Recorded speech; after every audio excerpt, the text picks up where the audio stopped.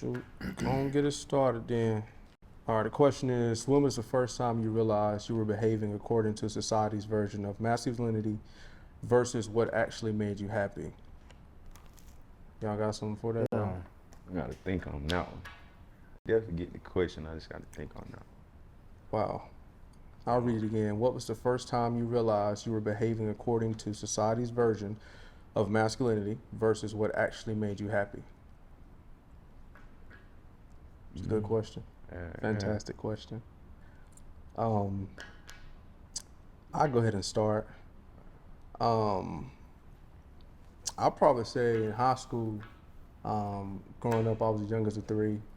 My dad wasn't really in my life, so a lot of the stuff that I thought about manhood and masculinity, I had to learn it from like my brothers and older cousins. And at that time, they were middle school, high school, and at the time they was like, you know, having sex with all the women is the thing. You know what I'm saying? And the more women you sleep with, the more masculine you are. So I kind of took that on, and it's weird because the second part of the question is what actually made me happy. I thought it made me happy at the time, but now being 25 years old, yeah, I see like the effects of it. You know, being in therapy, talking it all out. Like I'm kind of seeing how, you know, that phase of my life affected me, affected my mental health. So, yeah, it's very interesting though to kind of see it all come into play now. It's crazy you say that. Now that you say that, I can kind of see the question a little better. That's really like one of the big things. 'Cause, I mean, you went to school with me, so you know, like, just like, you know, being a, like, I don't want to say, can you say Bro, nigga? yeah. You say nigga, all right, being a nigga, like, especially being a nigga in Durham, being a young nigga going to Southern, bro.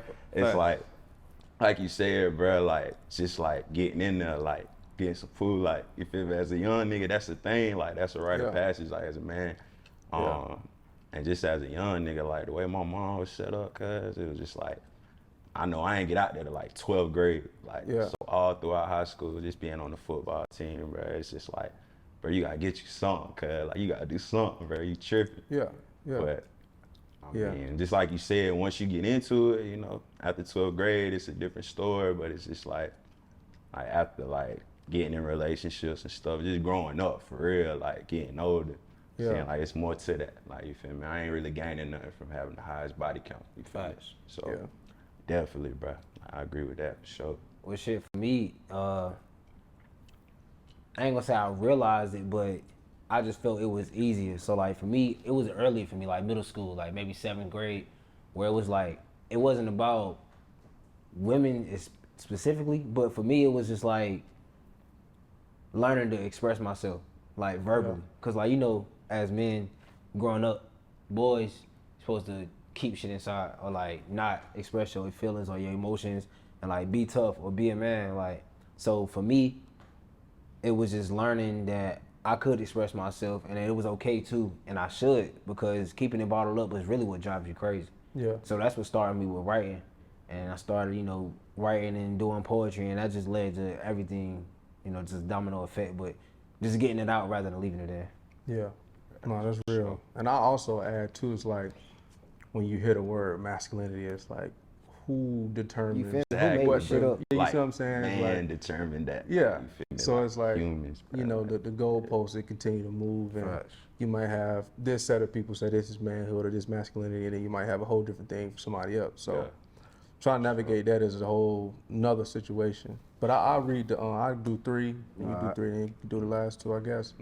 What encouraged you to start your journey to healing? Then the second part to that is, did you feel supported in doing so? For me, for sure, like, I have a lot of people in my life that need healing, have done their healing, and so it's crazy because both sides are encouraging about me healing. Because even the ones that are damaged and don't want to heal or like don't know how to, like, when we talk about the shit, it's just like, nah, I feel you. Like, you definitely should be doing that shit. Because, like, even though they don't even want to partake on their own. But just most of the women in my life are very positive people for me, because I know I can bounce off of them and talk to them about anything, but also my niggas as well, because, like, we don't really get that deep often, but, like, I know we can talk. And I let them know that they can talk to me about anything, no matter what it is or what time it is. You can always hit me because like I'm your brother, dog. Like if you need anybody to talk to, you can talk to me. So I feel encouraged just because it's other people in my life that have been through worse or have gone through worse or going through the same thing or have already healed from stuff. Yeah. So like that encourages me to be like, I can take this step and like not hold shit in. I can deal with my shit like I need to. Yeah, yeah, and I'll add on to the part about your bros and your niggas and whatnot, because that's what actually encouraged me to start my journey of healing, because I had to switch up my fellowship of friends and the people I was hanging around. And when I did, I found some guys who were like in the church and stuff like that. So that influenced me to get into the church. And so when I started my journey of healing, it came from like a spiritual, religion, standpoint. And for me, it was the support part was it was kind of funny, because my old friends that I had, like, they didn't quite understand like the whole church deal, or the do's and the don'ts, or whatever the case may be. So it was like from them, it wasn't really no support. You know what I'm saying? A few of them, but not all. They didn't quite understand. And then some people would think like, they could come around me, they can't even curse, but it's just like, like, I'm a nigga still, bro, but I'm just, I'm just trying to, keep God first and go about it that way. But yeah, and I also say another thing that encouraged me was just like, just the stuff I was going through, bro. Like, playing college football stuff it's tough, you know what I mean? Mental health ain't always the best. Lost an aunt in a pivotal time in my college career, and yeah, man, and all that just kind of like just pointed me to, some type of help, and it was getting into the church and starting my spiritual walk. So and with that, it's just like, before you even go, cause him and my brother Kurt, like, them the main two people, like, especially males, other than my father and other family members, but as friends, them two are the two that's like, their faith is, I don't even know a word for it, but they so strong in their faith that they believe so much, and like they'll reach out to me and like let me know that I'm in their prayers or whatever. Like that's tough for me, because it's like we the same age, but like it feel like at times that their wisdom is like some I admire, I look up to, because like we had this talk before, like just being able to stay strong in your faith when everything around you is crumbling.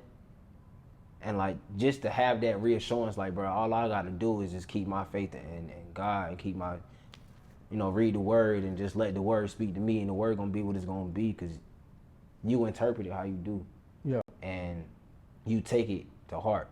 So like him with his Bible scriptures, and my boy Kurt, like I said, shout out Kurt, it's beautiful to have around and to see, because like I look at them like, damn, I really want the security that they feel they have with their life and making mistakes, because like they know they're only human, but they know they're backed by something greater. And like just having that the fall back on and be like, I'm not choosing to fuck up, but like even if I do, I know all I gotta do is keep my faith and pray and repent and do this, and like it's not like a clean slate, but at the same time, like you get chances to redeem yourself, and like nothing's too bad to be redeemed by God.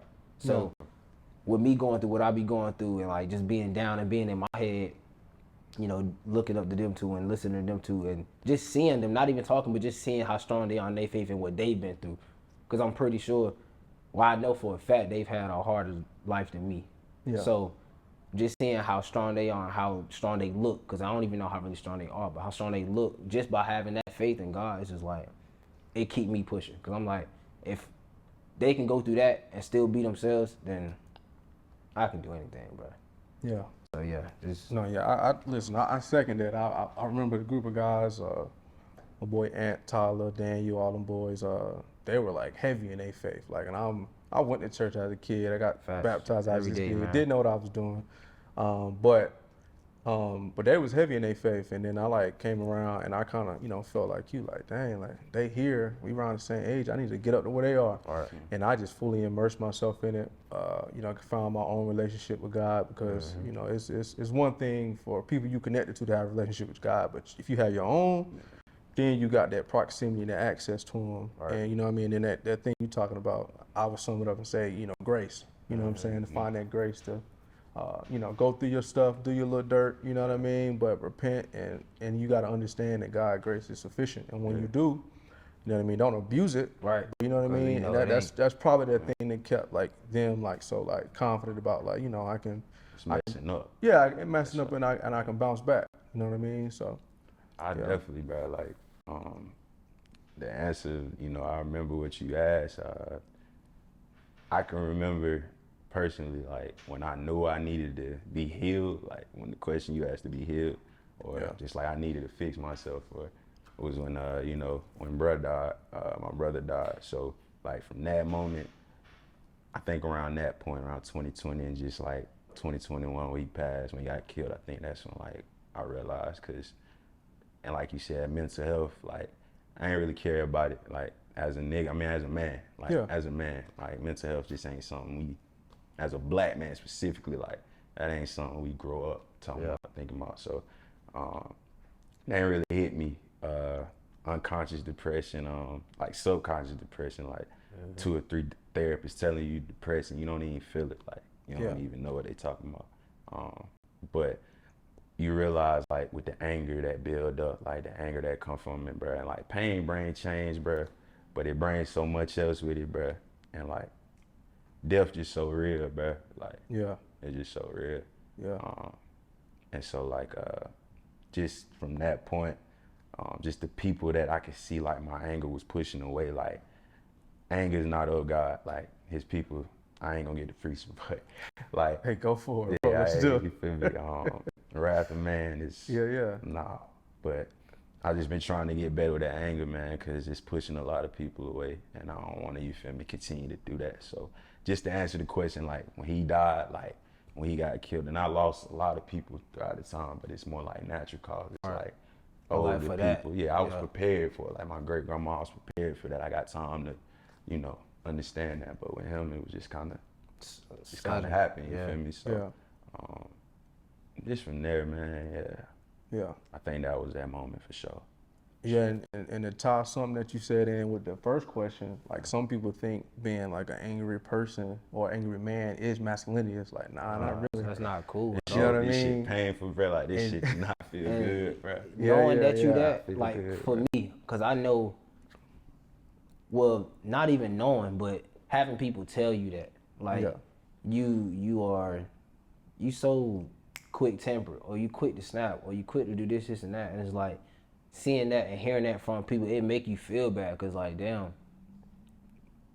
people view me as an angry person. And like, I don't like being that way, because I know I am quick to snap, or like quickly irritated or easily irritated. And I'm just like, after it happens, I feel horrible, because I'm like, damn, it probably really wasn't even that deep, or I don't like you said, it pushed people away. Like nobody want to be around that, bro. So it's just like, I hate to feel like that I am pushing somebody away that I love, because I'm only around people that bring me, love and energy, and like I try to keep those people around, and I love them. So I don't want to be pushing my brothers and sisters away just because some shit had me hot.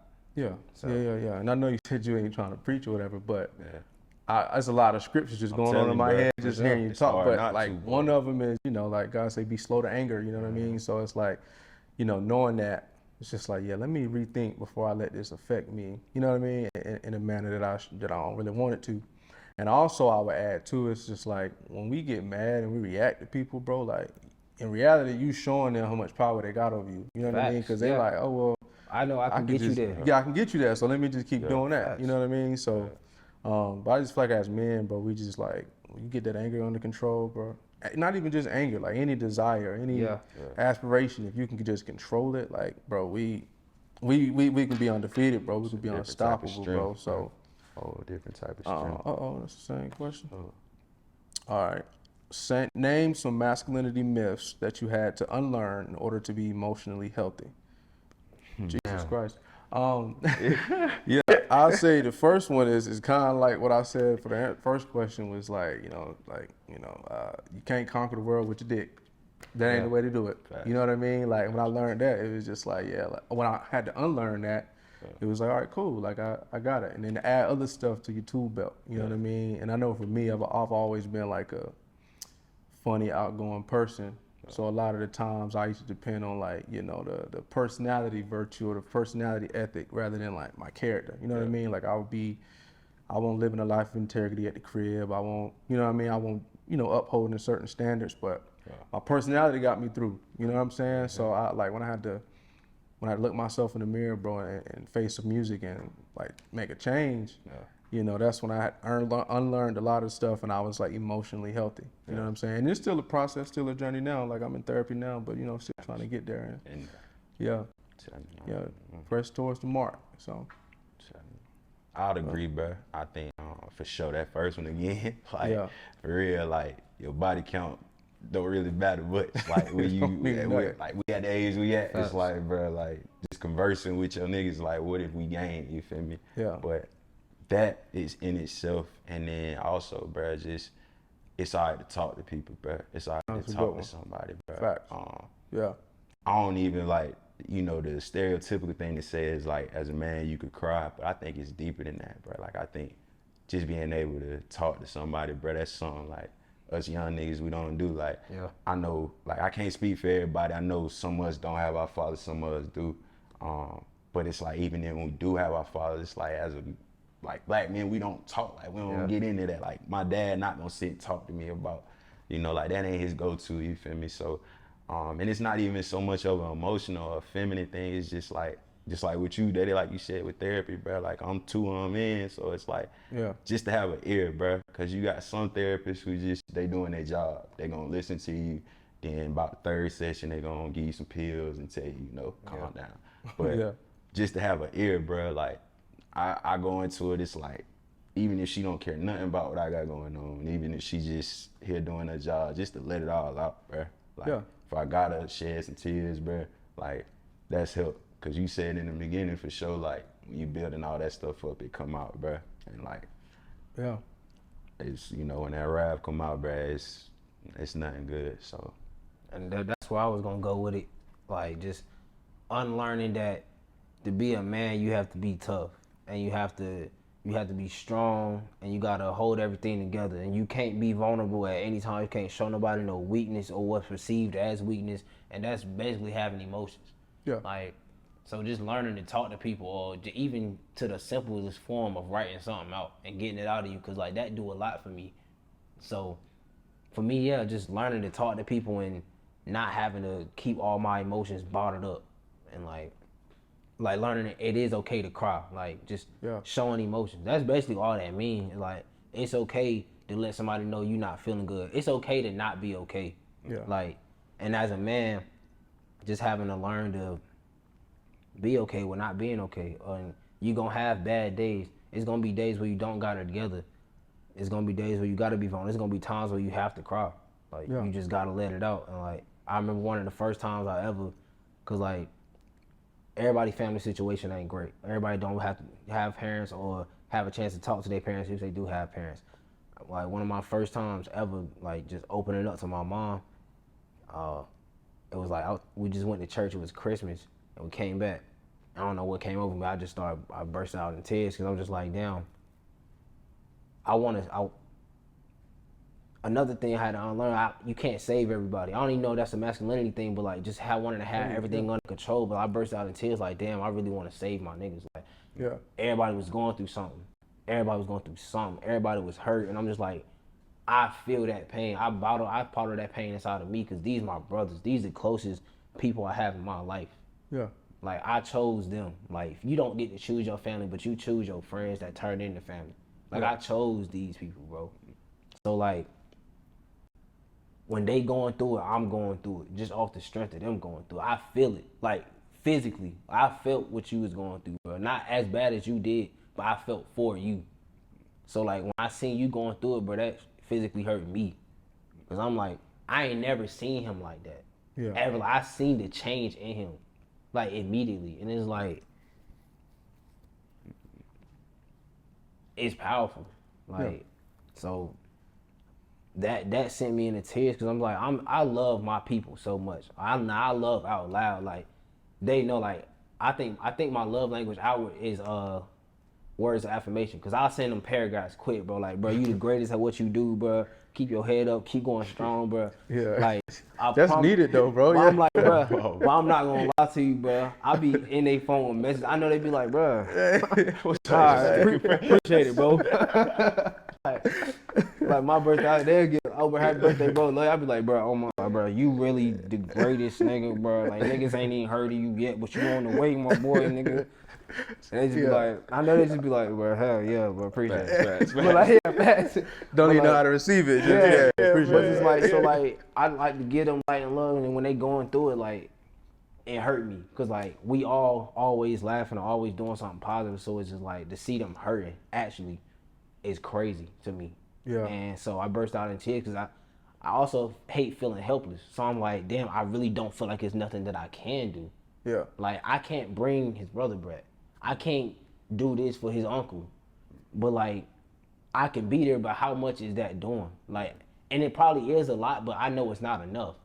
So that hurt me knowing that I can't fix his problems. Yeah. I can't save him from this pain. So like that ate me up like a lot. It really hurt me because I'm like, damn, bro, these are my brothers, and I see them almost every day, and like to see them smiling every day, to see that change to like now it's just like, now I know you going through it, bro. You don't even laugh the same, bro. Like, yeah. So like just knowing that it was nothing that I could do other than be there hurt me a lot. Yeah, that's the power of community, bro. And I think it's important, man. Like, I think every man need community, bro. Like, not a community that's just going like, hey, I got these hoes, like, like two people, like, real men, nah, real niggas, like, bro. Sit down, let's talk. What's going on with you? How you feeling? You know what I'm saying? And just creating a safe place to just be vulnerable, bro. Like, cause that's what therapy is, and a lot of people can't afford it. You know what I mean? Like, I'm fortunate, my job paid for it, so I'm taking advantage of it. But like, you know what I'm saying? Like, some people can't afford it, and then some people, especially in the black community, we just kind of frown upon it because we think when we hear depressed or stressed, like, you know, we frown upon it, and we like oh, you tripping, you on that crazy stuff. It's just like, nah, therapy is just for white folk. Nah, like, bro, that shit. and we need it the most. It's black people, you know what I mean? Like, so it's important. And I would also add to this too, like, and it's kind of what you was getting at, like, you know, like empathy and sympathizing with people, because it's like, as a man, you know, we only empathize and sympathize with ourselves. Like, we just keep everything in. It's like, I feel, I know how I'm feeling, but I'm not even gonna address it. You know what I mean? So then, like, for you to be like able to empathize and sympathize with your friends, it's like, bro, that's powerful, bro, for real. Like, it really is. And you ain't always gonna be able to, you know, fix every situation, but, you know, just letting him know, like, yo, I'm here for you. Like, you know what I'm saying? I know he appreciated it. So for sure, man. For sure. So we'll get to the next one. Let you grab him. If you had to give advice to the younger you, what would it be? Damn. I would tell myself to start now.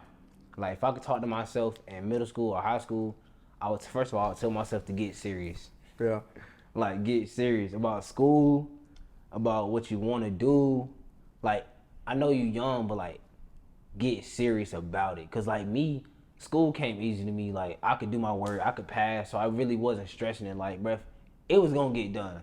I'm a bad procrastinator, but when it need to get done, it's gonna get done, no matter what. No matter if it was an essay, a project, no matter what, it was gonna get done. I never failed a class, so it was like I never came close to failing the class. So whatever needed to be done was gonna get done. So for me, it would just be like, be serious, start early, cause like if I would have started building my base up in high school, and then taking that to college, that's different than trying to build your base in college. Cause like high school, that's the crib, that's home. Yeah. You go to school somewhere else.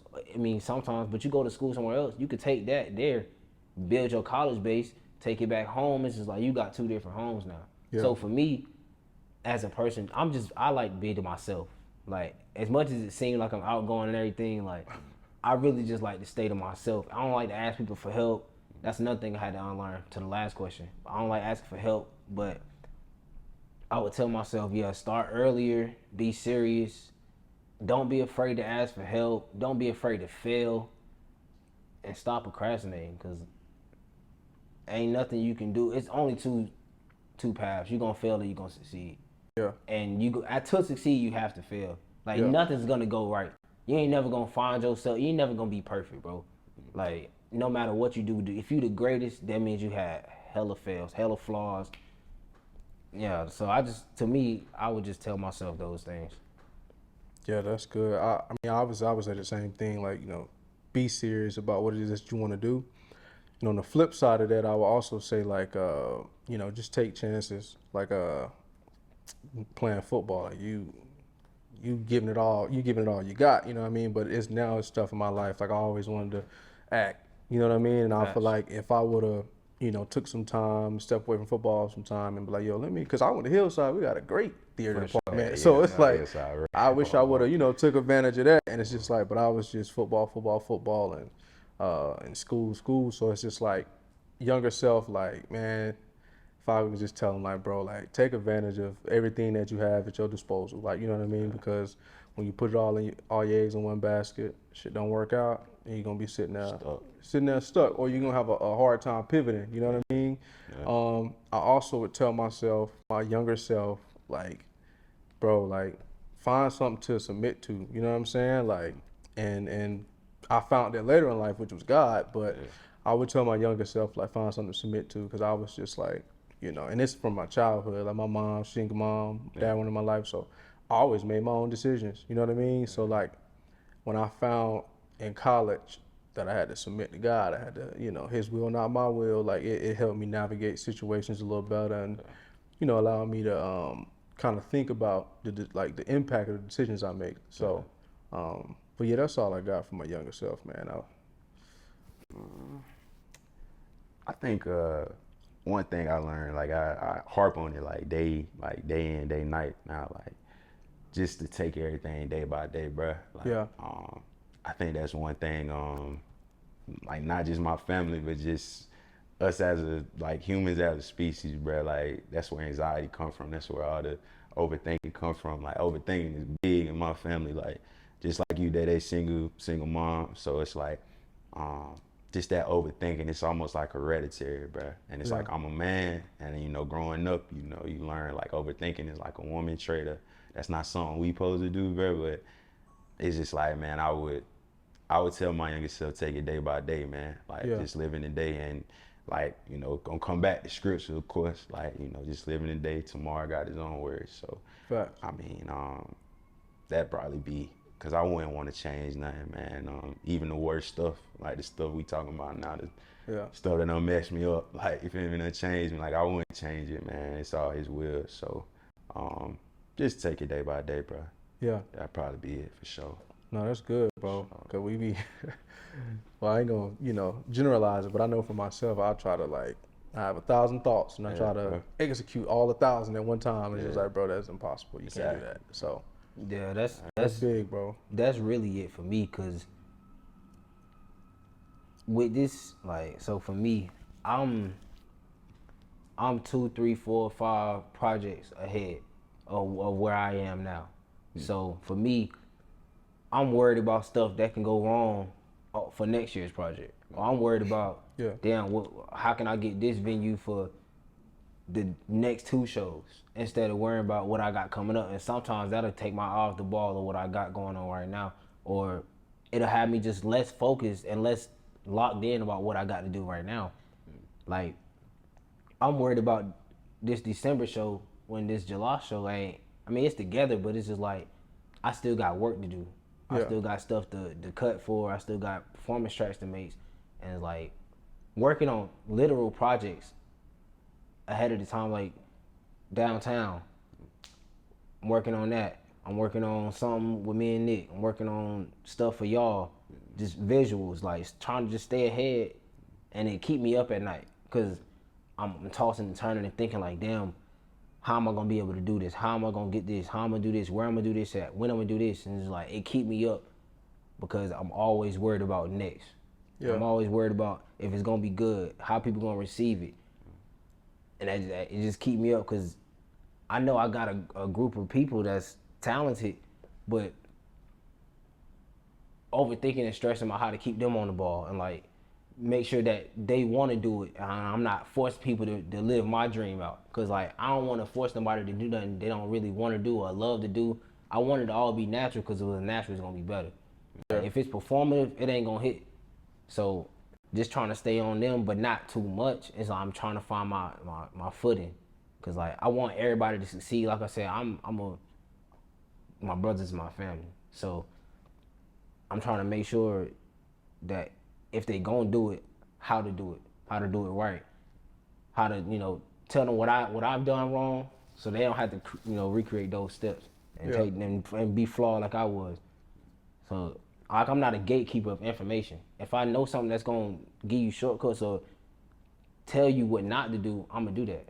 Because a lot of people won't. A lot of people will just let you fail or let you feel something wrong. I'm like, that's immature to me. Cause like, why you trying to? Why you want people to? Yeah, why you want people to fail? Bro? Like I went through it, you go through it. It's just like, bro, we supposed to build so the people after us don't have to. Yeah.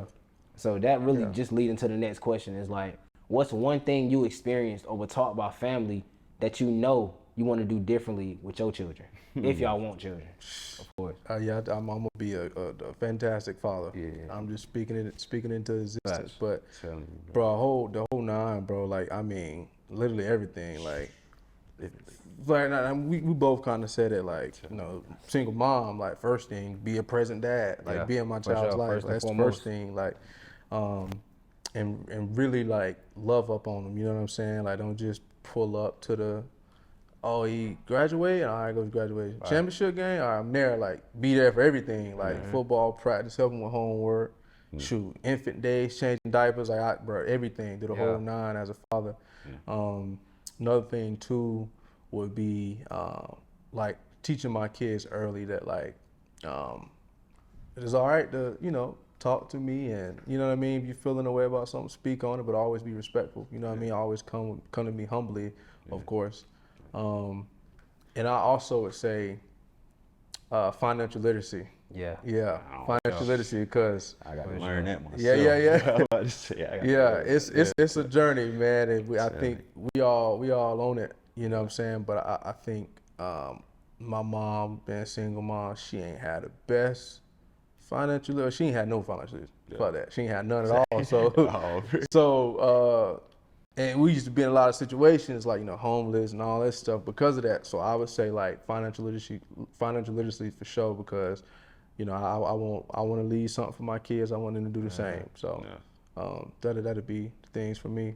Yeah, man, it's hard to specify. Like that is so hard to specify, because it's like coming from a single mother home, man. And it's like mine want the typical one, because it's like, I still saw my dad on the weekends, and like I still was with my dad, but it's like 95-80% of the time mom. So you feel me? I told my mom recently, like as crazy as I told my mom recently, like I just want to do everything I didn't see growing up. Like I never seen my mom and dad together. This no shot at y'all, There's no shot at them, but it's like I never seen them together, bro. Like they never like the stuff you see on TV, like couples taking their kids out, or like the family arguments at the family table, or I never seen that. And my mom and dad always cordial, they always was friends. They had their bickering moments, but like at the age of 25, I never seen my parents like together, like loving each other.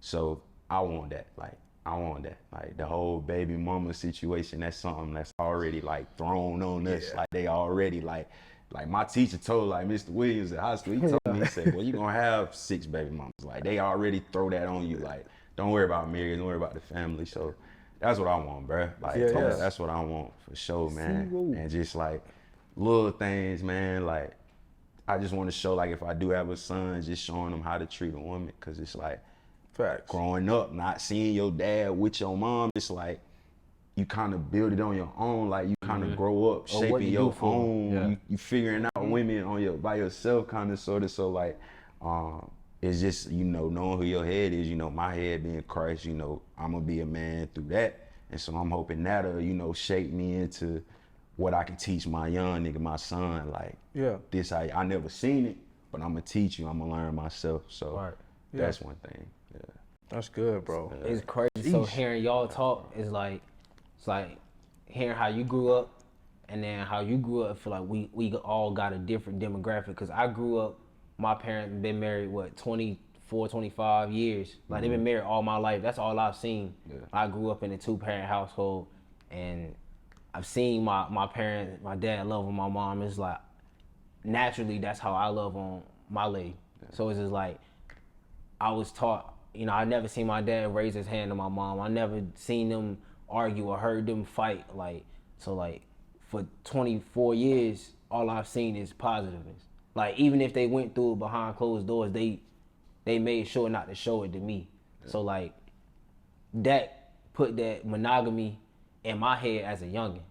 Like elementary, middle school, like high school, I knew I wanted to get married. I knew I wanted to be a one-woman man. Like, so that kind of shaped me in my eyes. But I think the misconception that people have, like, is that having 2 parents, like, nothing is wrong in your household. Like, that's good. Like, if somebody grow up with a single parent, you got 2 parents, you automatically got a better upbringing.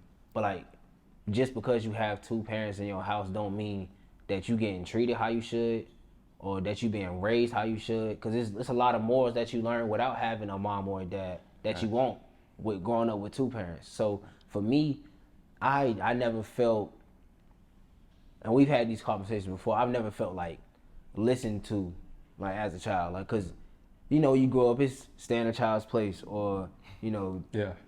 So for me, it was just like I could never really be curious or verbally curious, or I couldn't ask questions, because that was seen as talking back.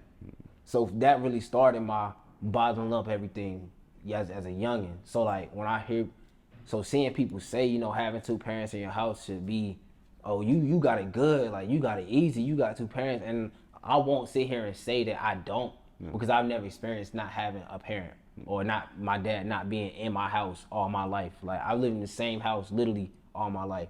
Yeah. So the stability is there, like literally, but it's the emotional side of it. That was for me, that was something that I want to grow up and change in my life. Like I never had a sister, so for me, already I want to be a girl dad. Like I'm already knowing. Yeah. Like I wanted that. I ain't never had a sister, so I wanted a girl to make up for that.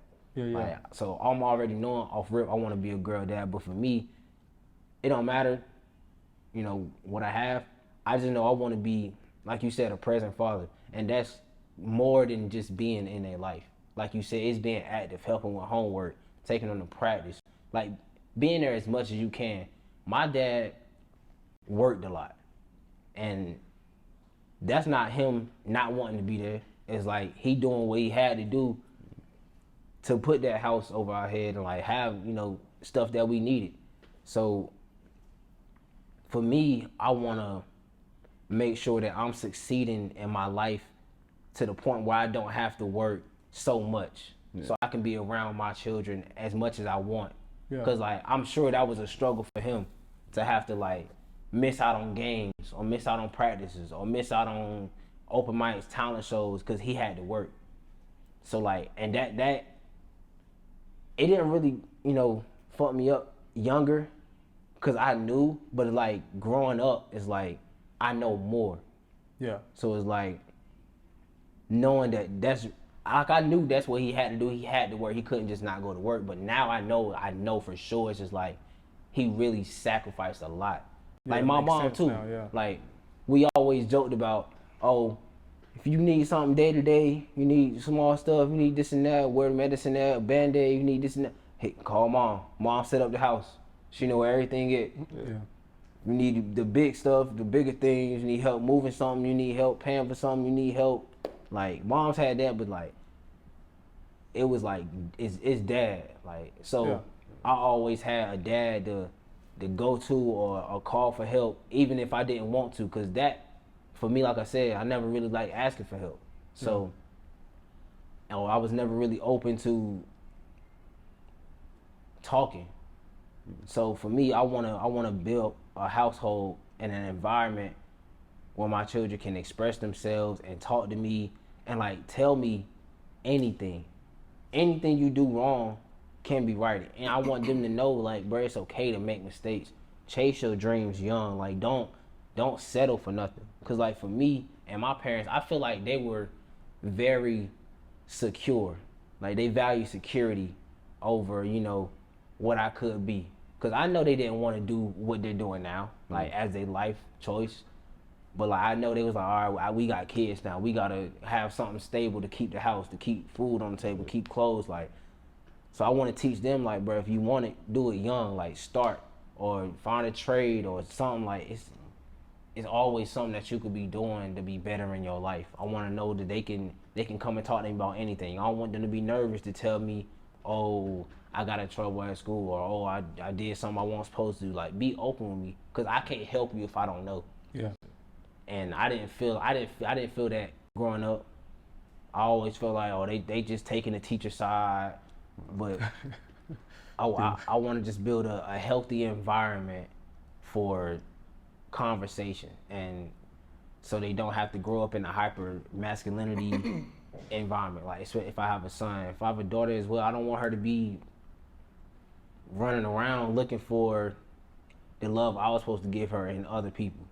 Yeah. Because that's huge in this world. Like, and that goes for any gender. Like a man looking up to other men because they didn't have or a dad figure, a father figure to look up to. I just want to give them that, and that's what I want to change if I could. Just having more conversations, more supportive upbringing, and a healthier environment. Even though they was there, I just wanted them to be there. Yeah. So yeah, that's another thing I would add to mine, because I just heard you say the word curiosity, is, bro, let my kids be curious, bro. Right. Like, I hate the term curiosity killed the cat. Yeah. Well, goddamn it, I ain't no cat. Yeah. You know what I mean? It ain't curiosity killed the cat, killed the boy or the girl, the man or the woman. It killed the cat. I'm not a cat, so let me be curious. You know what I mean? Yeah, so, cause for me, like, it was so much stuff that I wanted to be curious about as a kid. My mom was just like, nah, like, this is what it is. And it's just like, damn, like, what about that? Yeah. Like for instance, like, music is it. I don't make music, but I wish I was like more musically inclined, and I never like was able to explore those opportunities, because it was just like, yeah, like your brother play football, like you just gonna go play football, you know what I mean, or basketball, whatever the case may be. Yeah. But like allowing my kids to be curious, bro, because I'm not themselves. about to, yeah, you know what I mean, because it's like I'm not about to force anything upon them that they don't want to do. Facts. You know what I mean? They're not gonna grow up happy, bro. Yeah, I mean, it's gonna be some stuff though. We ain't finna just be making decisions. Oh, we ain't finna be going crazy. You just Yeah, can't live through them. Like, you can't live your You life can't through make your kids. don't force your Don't let dreams onto your kids, cause Right. That's a bit. they gotta want it for themselves. Yeah, yeah, for sure, bro. Let me see. So we got another one. So what are some healthy ways you've learned to decompress that you wish more people were familiar with? So that word, man. So decompress basically like to relax, like to get shit off your chest, Yeah, basically. for Yeah. I mean, I want to start off just by saying that smoking is not the way. I would not advocate smoking marijuana as the way. And you're hearing it from somebody who's trying to stop, you feel me, to let it go myself, you feel me? But man, it's temporary, man. Anything that's only gonna ease your mind temporarily, bro, it's not worth it, man. Not trying to preach, but personally, you know, just having a relationship, bro, like you said, man. It's one God that the world is preaching about, but it's like it's one relationship he wants with just you, not you and your sister, not you and your friends, like literally just you. So I think just when that anxiety hit, just when the world hit for real, like shit just started going on for real, like I think like once I get to that point where you ain't worried about the blunt, or like when you ain't reaching for a blunt, I think it should be more like just like prayer, or just however you see it, like fasting, whatever, like whichever way you see getting closer in that relationship. Just specifically, I feel like that relationship is a way to decompress, just having that supernatural to talk to.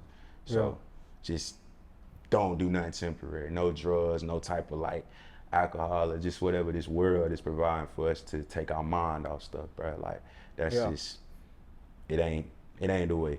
Like, Yeah. so I wouldn't advocate that at all, for sure. So I would literally say the same words as you. I don't, I don't smoke nothing, but like, you got other stuff. You know what I mean? Some people may be women, some people may be, drinking, Facts, whatever the case may be. But everybody got their I definitely would just say prayer, bro. Yeah. Like that's all I got. That's all I know. You know what I mean? It depends on like the situations too. Like, cause I think decompression it looks differently. In certain situations. Like if it's a work situation for me personally, I just go on a little walk. You know what I mean? Workout or something like that.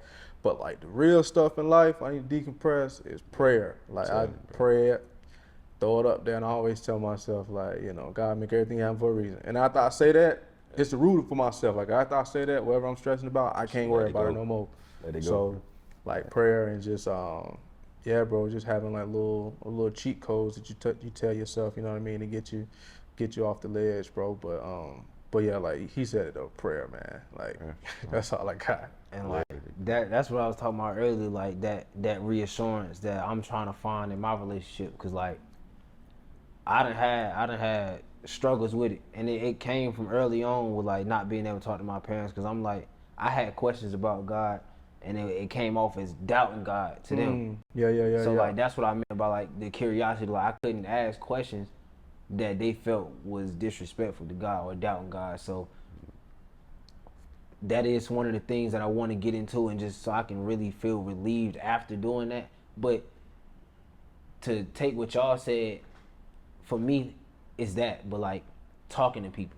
Because like when you pray, you talking to God. So I talk to the people that I trust with my shit. Like my go-to is my sister.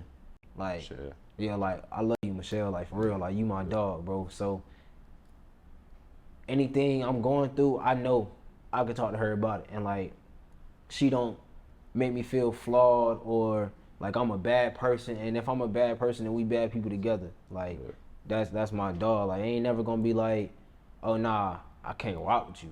Like we done been through so much and know so much about each other and heard so much about each other. It's just like ain't nothing really surprising unless you do something wild. But it's just like as who you are now, like ain't nothing that come out your mouth that I'd be like, So just having somebody to talk to, anybody to talk to that you trust.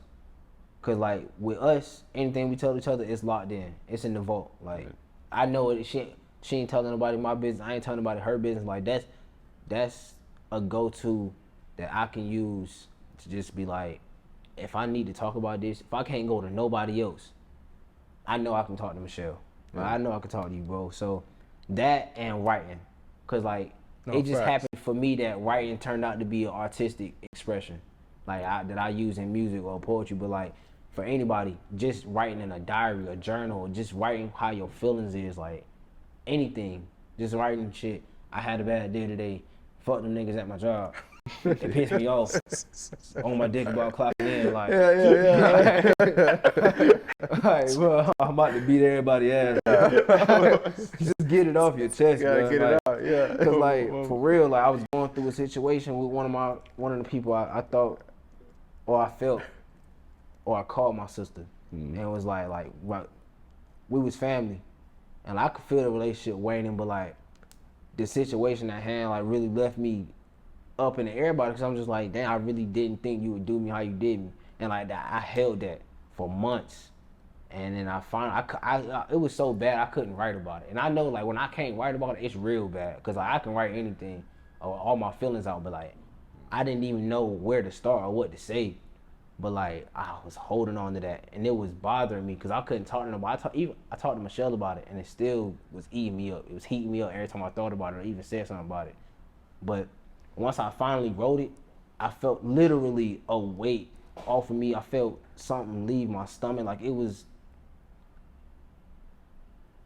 it did what I needed to do. Like it healed me. It relieved me of the shit that I was holding on to. So I would say talking to people and writing, cause like just seeing it come off your, like, it don't even gotta be physically right. You could be typing, but just seeing your words, seeing what you feel out and expressed instead of keeping it in you, it's like literally relieving. That's a weight off you. So after that, like I ain't even have to finish it, cause I knew just writing that what I needed to say was enough. Yeah. So I would say just talking to people and writing.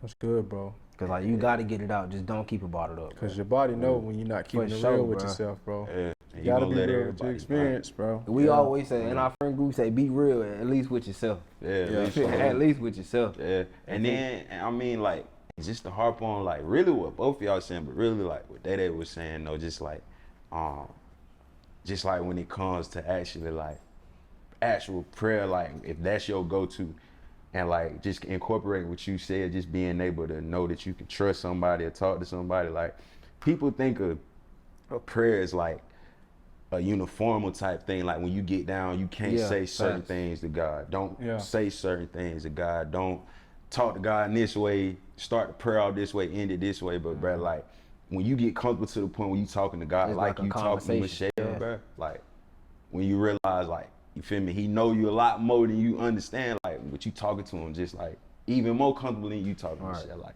it's just like, that's it. You unlocking a whole different level, bro. It's already known and understood, like your history. Like it's already there. Cause like it's like a superpower almost, bro. It's like, like if I can't get to the phone to call my person or call my homie or call my sister, it's there. I can run. If I'm at work, I can run to the bathroom real quick. Just close my eye, if I can just run in the back real quick. It's like an instant, like, you feel me? But I ain't like, they ain't gonna do it. But, you feel me? But so as a black man or as black men, what's something that you wish was discussed more among your peers and friend groups? Shit, I would say what y'all said, like not trying to conquer the world with your dick, like not every girl, first of all, not seeing them as objects. Like that's first and foremost, cause that's really where it come from. Like, do you see them as trophies or awards, or I gotta hit this, or I gotta do this, and then you want to tell your niggas about it, like, and then y'all comparing like, oh nah, mine was closer to a 10 than yours, and it's just like, oh, rank your best bodies, like, so just not seeing them as objects, and like just having real conversations about your feelings, like, bro, it's okay to be in love, it's okay to love your girl, cause we be joking and clowning about it, but like for real, everybody done felt that for somebody. So like we be joking like, bro, your girl hit you right now, we know you leaving, bro. Like you ain't got a front, bro. Ain't nothing wrong. But like, ain't nothing wrong with it for sure. If she come back, I'm out, bro. I definitely I'll see y'all, bro. Y'all, I'll be back. But like, if I'm with her. And y'all call, it might not get picked up. I'm out right now. I'm busy right now. So number one, just not seeing women as objects and knowing how to respect them and being real about your feelings with yourself, with others, with your man. Like another thing that I would want for men to really discuss is shit that they don't like or agree with. Like if somebody wrong you, like they'll just let it sit. For me, I'm gonna speak for myself. I'll just let it sit until I don't give a fuck about it no more. And that's how I know like if it was worth talking about or not. But like if it's still sitting on me, then I know, hey, well, we gotta have a conversation. Like me and my man's Greg, we got into it, and I mean like we got into it to a point where we was yelling at each other. But like this was probably sophomore year of college, and like after that our relationship changed. I felt this shift like for the worse. And like we ain't talk as much or we ain't laugh as hard. It was like something was always, it was a subtle tension there. And I was like, damn, is this really like still my brother? Like I wrote about that too. I had to get that off me because I'm like, damn, did I ruin a relationship that I really cherish? So he came to my house one day, we recording everything, and after, it really crazy because like I said, I wanted to talk more, but like he really said, bro, you know, I've been thinking about this a lot. And like, you know that little argument shit we had back in Sweets, bro, like we really was wilding, like, bro, that don't mean nothing to me no more, bro. So, you know, whatever, we can get over it, squash it. So I was like, bro, that meant a lot to me, because niggas don't talk like that. No, facts. Like, nobody bring up their emotions for they mans. Like, if we can fight, and then whoever, you feel me, like, that's the end of it, we can squash it, but sitting and talking, like, bro, you really hurt my feelings. Like, you made me feel the way, bro, like, and just talking through that. I wish they would do more of that. Those two things. It's a lot more, but I know we press the time, so. Yeah. Nah, you good. Oh, I'll keep it short too, man. Mental health, big one. Facts, there it is. Because that shit is like it don't even exist when it comes to black men. Yeah. And then secondly, I would say, you know, having a community where you can just like be vulnerable, bro. Like, you know what I'm saying? I mean, some people got it, some people don't. But yeah. I mean, like, really harping on what Josh said, like, just talking about real shit, like, just if you feel like in a situation, like one of your homies or one of your niggas did something out of line or just something that affected you, like, we gotta be able to, like, talk about that. Like, and then, like you said, we got to fight, cause I feel like as brothers, I done fought about 2-3 of my brothers, but it's like, it come back, we good, but sometimes that got to happen, bro. Like, sometimes y'all got to at least like get it out on the table, bro. Cause if it's a big elephant in the room, bro, like niggas really getting killed about shit. Like homies really killing themselves. Like, so it's like, I like just be real with each other, bro. Like it's be open, bro. Like we all homies, bro. Like, you know, ain't no feminine shit going on, bro. We just real shit sometimes, bro. Yeah. Honestly. Like problems in general, like family. I don't think we ever really talk about family, but like I feel like we just talk about anything that really be wrong in us. Like I know as a friend group, you have certain people in your friend group you closer to, you talk to on the side, and that's cool. But as long as you got that in the friend group, I say, you know, people you can be vulnerable with. This your family, bro. Yeah. Well, this was good, bro. Sure, bro. Show. Mm. We good.